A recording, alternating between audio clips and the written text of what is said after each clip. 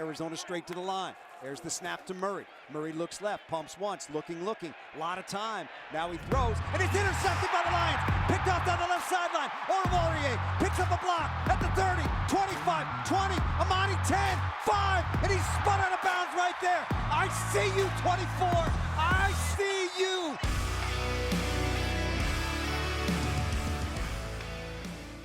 Welcome to the Twentyman in the Huddle podcast presented by Microsoft, post-game edition. PJ Clark, as always, post-game is with me here. And PJ, as Dan Miller just said, we know what we're going to get from Amani Oruwariye, right? Starter, 6 interceptions, third in the NFL last year. But I think we got a little bit of clarity on who's going to be starting opposite Amani Oruwariye in a couple weeks when Philadelphia comes to town. Definitely did. Definitely a big day for the secondary, I think, against the Pittsburgh Steelers and their first-team offense with a lot of good offensive weapons. Definitely got some more clarity on that side. Yeah, and I think it's Jeff Okudah. I think it's kind of been trending that way for the last 2 weeks. You know, he really, kind of caught my eye in Indy with some of the plays he made. And really going on the last 2 weeks, I thought he separated himself in that competition with Will Harrison. You look at today, had a really key pass breakup on a third down play that forced a Steelers field goal. Had a tackle for loss.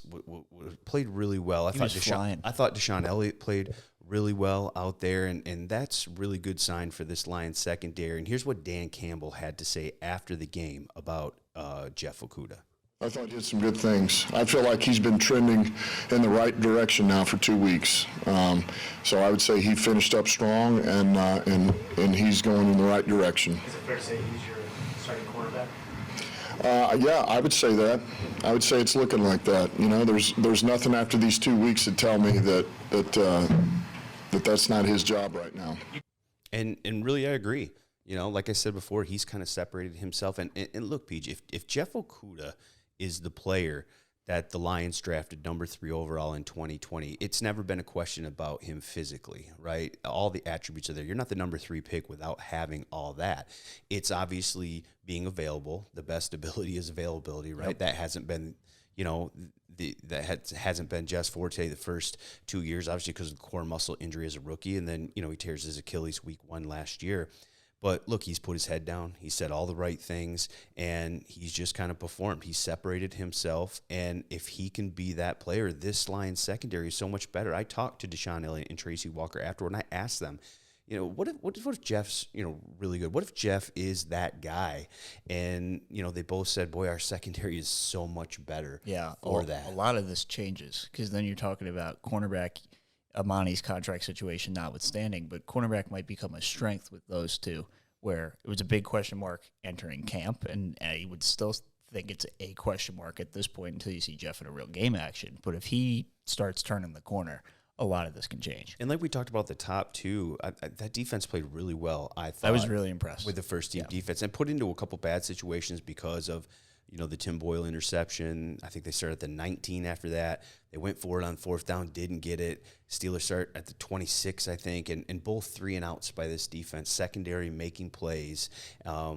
This defensive line has been trending in the right direction. The secondary played really good to end the preseason. Still a couple question marks with the linebackers, but I thought they played well too. And, really when training camp started, I thought, okay, I think this offense has a chance to be pretty good. Yep. And I think it's looked that way, and you would agree through camp. The defense was slow to start. They've picked it up here, and I think that correlates with Deshaun making plays, with Jeff playing really well, with Aiden getting comfortable. I was going to say, that was the biggest thing for me, was the starting defensive line, especially. You got a taste of what everybody's been talking about this whole time when they ran out that NASCAR package and they had Hutchinson and Kaminsky on the inside shooting against guards, and Hutch and Charles Harris on the edge combined. They just for a meet big right sack. at the quarterback. That's right? exactly what you drew up. That's exactly what you drew up. Yeah, and Aiden gives them some versatility. It really helps them up front.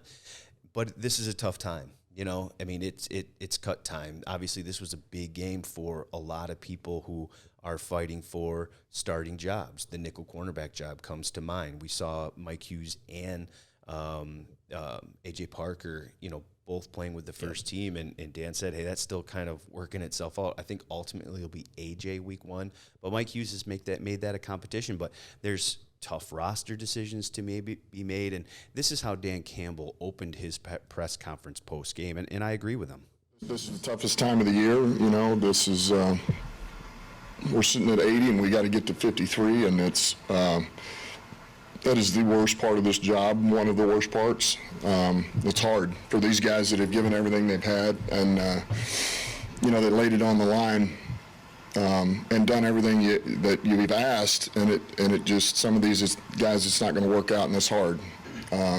But hopefully they've got enough exposure. If it's not with us, it's with another team. And that's where I think the difference this year, maybe versus last year, is I think we're gonna see some guys that don't make this initial 53. And again, it's important to say initial 53 because the Lions have the number 2 spot on the waiver claim wire. Yep. And so you get down to your initial 53 on Tuesday. Well, the claim period starts Wednesday. Let's say there's a quarterback, there's somebody else, you know, that the Lions view might be an upgrade at their spots. So it's always key to say the initial 53 because there could be some movement, especially with the Lions having the number 2 spot behind Jacksonville. And I think probably the position that comes to mind, and I don't know if you're thinking something else, Peach, but to me, that waiver claim period, I think all eyes on the quarterback position, right? I think, first and foremost, I think it has to be, especially after how today went with both guys getting a lot of reps and playing, you know, each getting a half and trying to figure things out that way, getting reps with the ones, both of them, which didn't seem like was the plan going in, and then they adapted to give David Blau reps with the ones. But I think whatever young possible quarterback that might get placed on waivers in the next 48 hours could find a home in Detroit. Yeah, and I think, you know, Brad and Dan will definitely take a look. You mentioned both getting reps with the starters. You know, Tim Boyle, 3 of 8, 25 yards with an interception and a 6.8 passer rating when playing with the starters. Just didn't look comfortable, didn't look in rhythm. It was a bad interception. Just didn't move the ball in the offense and put them in scoring position. Now David didn't do, you know, much better. 4 of 7 for 50 yards, 79.5 passer rating, not bad. And then, you know, Tim comes back and starts the second half, and he finishes the game 5 of 15 for 64 yards with that interception, 19.9 passer rating in a game where you're fighting, you know, for you know, your job with this team. And I thought, you know, David made some plays late, had the late touchdown, you know, finished 17 of 32 for 160 yards and a touchdown, 77.6 passer rating, not bad. But again, it was that, you know, working with the first team, right? That's, to me, what you had to look at there, because if something happens to Jared Goff, That's what you're going to get. That's what you're getting. Yeah. You know, you're not going to be playing against second team guys. You're going to be playing against J.J. Watt and those guys. And, you know, I thought David was a little bit better. I think if it's me, it's probably, you know, David's job initially, and then we see what happens with the waiver wire. You know, we asked Dan Campbell after the game about that very thing. This is what Dan Campbell said about David Blau and Tim Boyle. Here's what I would say is I think it became very clear. I think we got things answered, and I would leave it at that.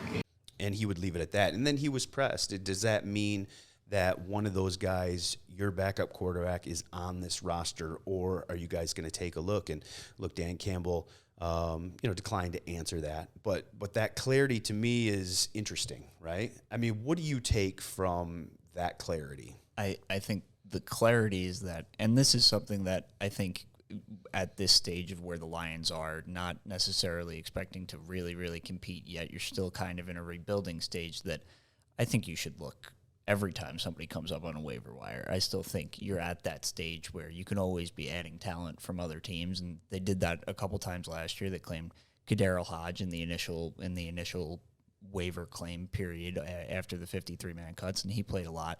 But I think the clarity is that, you know, there might be a better option somewhere. Somebody else might have a third quarterback that's better than your backup and your third string quarterback, whatever order you want to put those two in after today. And if that guy gets cut, then you have a chance to make an upgrade, which I think is what they're looking for. And I don't know what Dan's clarity is, but my clarity, at least from watching every practice of training camp, from watching the preseason, is that I thought David Blau probably played a little bit better than Tim Boyle. He just looked more comfortable, I think. And I think he just, when things break down, you look at the play he made along the sideline on the 4th down, the shovel to get it out. Obviously the touchdown to Quintez Cephas. There's some plays, where, the sack, he's got to either throw that ball away or just get rid of it. You can't take that sack there. So there's obviously some things that he needs to do better. But when you're looking for a play, Tim Boyle never really, to me, stepped up and made that play where David did.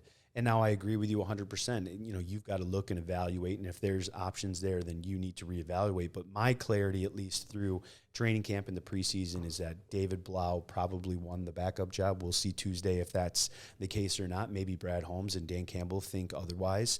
But that's my clarity, and then we just have to see where it goes from there. Yeah, I think whatever happens is definitely going to be impacted by who hits the wire at 4 o'clock on Tuesday afternoon. One other take from me from Pittsburgh is the offensive line. Obviously we've talked all camp about that being a strength and possibly being one of the best offensive lines in football. Now, look, you didn't have Jared Goff. You didn't have DeAndre Swift. You didn't have Jamal Williams. And things are probably a little bit different with those guys. Yep. But, I was a little bit disappointed. I don't know about you, Peach, but I was a little bit disappointed in the way they weren't able to kind of move the Steelers around. And look, that's a really good Steelers front with TJ Watt and Cam Hayward and some of those other guys.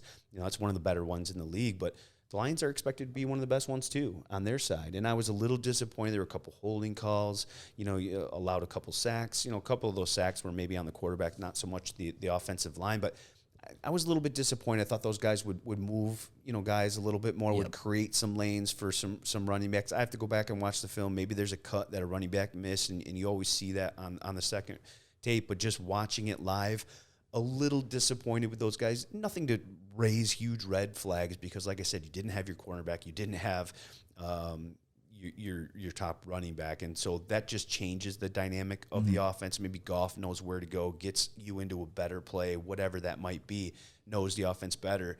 But I was a little bit disappointed just on first take. I feel like both teams, it was not necessarily a very disciplined game with all of the penalties. Nobody seemed like comfortable. No, and especially when you're talking about that offensive line, a unit that did not play it all together last year, played one series in Atlanta. This is their second time. I think it was important that they played today. Against I think that's going to be great film for them. Just figure it out. Like even on that first drive, Panay got beat pretty bad against TJ Watt, just did not get out of his stance fast. That was a tough block for him. Exactly. I think that's just, there you go. It's on tape against the best edge rusher in the league. And you see it and you visualize it and you go, how can we be better against a good Philadelphia defensive line as well? I thought the running backs all vying for kind of that 3rd and 4th spot. They all put something pretty good. They all showed up. They all put something good on tape. I think that's going to be a tough decision. Going off of that, the kick returning. The running backs doing the kick returning was interesting. That was interesting too. And Dan said earlier this week, or maybe it was last week, that look, if there's a tie, if it's close, his tiebreaker is special teams. And it's not even a close decision. It's special teams. Yeah. That's it. And so I thought it was interesting. Look, what Godwin Igwebuike is going to do as a kick returner. He was tied for 7th in average kickoff returns last year. And he did that in the regular season. Mm-hmm. And Dave Phipp, who we talked to last week, said, look, when I'm looking at stuff, I take, value the regular season versus the preseason, which is why I don't think we saw Godwin doing a lot of kick returns because he knows what he's got there. Yep. Justin Jackson, I thought, had a couple nice returns via, a penalty on his one long one. We don't know, if that's one of the reasons why he sprung it, but I thought he looked good there.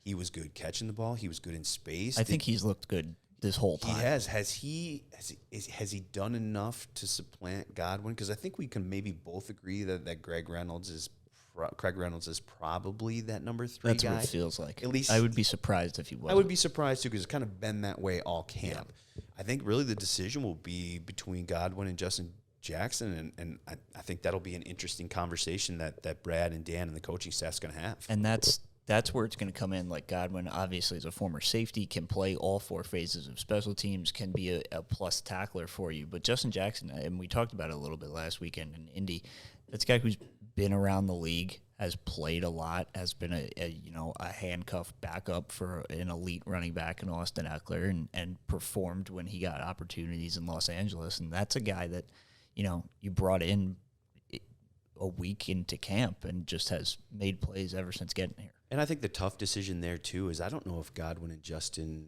clear waivers. That'll be an interesting one because there's that regular season tape on Godwin. People know what he can do in terms of a kick returner. He made a few plays late in the year last year, both catching the football and some runs.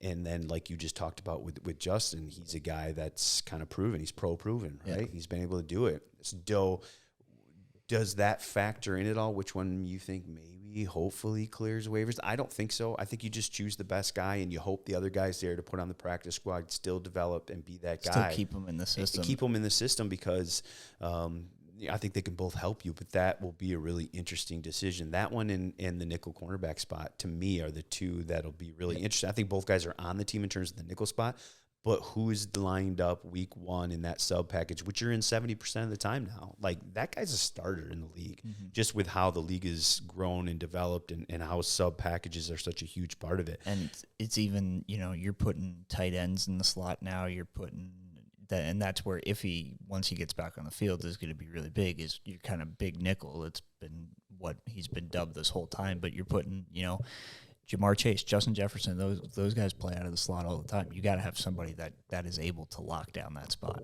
Yeah, so that'll be really, really interesting.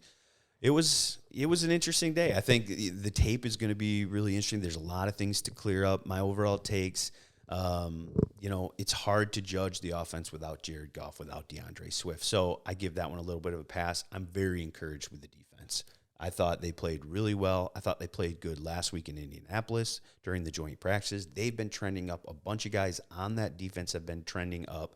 And that's, that's a spot I feel a lot better about than I did maybe 1 week, 2 week into camp. What do you think? Yeah, and I think especially against the Detroit starters versus the Pittsburgh starters, once they left the starters in a little bit longer and they took advantage of the second-team defense. Trubisky drove down the field on the second-team defense and had a lot more success than he had against Detroit's first-team defense. I think the starters versus the starters was very encouraging because outside of that one deep shot to Deontay Johnson, who's a 1,000-yard receiver and an elite top-tier guy, and he's going to get and that was a perfect throw. It was a great throw, and outside of that, it was, Najee didn't do much. Pat Freiermuth didn't do anything. Pickens didn't do anything. All of these stars across the board had a tough time. And that's a great sign because I think that was the big question mark coming into the season. So, now obviously the focus shifts to Tuesday. The Lions have to go from 80 to 53 by 4 o'clock Tuesday. The waiver wire starts on Wednesday. You can establish a 16-man practice squad. And we should also say, look, I love the fact that the veteran rules as it applies to the practice squad are no longer, guys that have vested I think that's years. big for this team too. A guy like Justin Jackson, a guy like, some of the offensive linemen or whatever it is.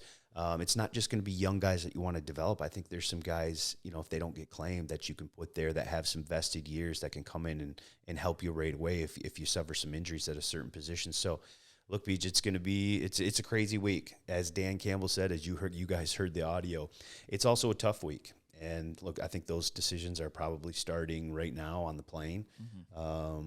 Dan's going to get with Brad tomorrow. He wants to get with the coaches, and then they've got to make their final decisions. We'll have it all for you, obviously, on DetroitLions.com. We'll be covering it all week.